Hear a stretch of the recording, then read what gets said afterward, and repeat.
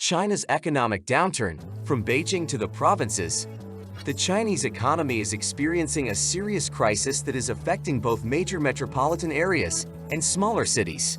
Beijing, once a thriving center of business and commerce, is now a sad sight. Empty malls, closing stores and restaurants, and deserted streets. The famous Sanlitun district, once considered the fashion center not only of Beijing but of all of China, is now empty. Even on weekends, there are hardly any visitors here. Many businesses have closed, leaving workers without paychecks. China's World Trade Center, recently a symbol of the country's economic power, is falling into disrepair. Half the stores are closed and rents have halved. At night, the neighborhood looks especially bleak. The situation in other cities is even worse. Across the country, there are massive business closures and rising unemployment. By some estimates, 1 in 2 people in Beijing is out of work. A wave of layoffs has hit all industries, leaving people without a livelihood. The banking sector is also in crisis. In the past week, 40 small and medium-sized rural banks have disappeared. Experts predict further acceleration of mergers, acquisitions, and closures of such financial institutions.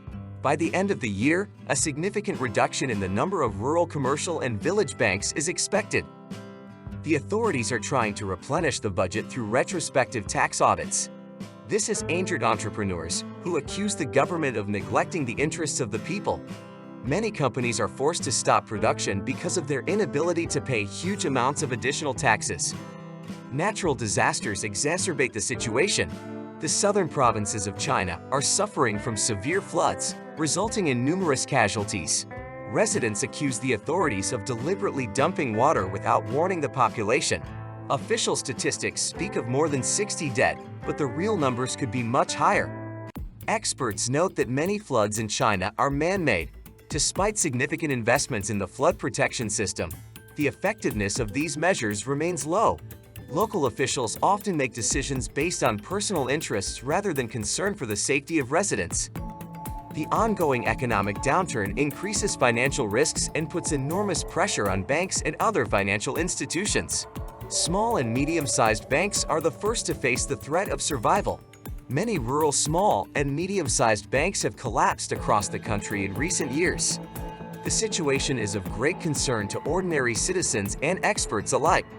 Many compare what is happening to the Chinese lemon moment, hinting at the possibility of a large-scale financial crisis.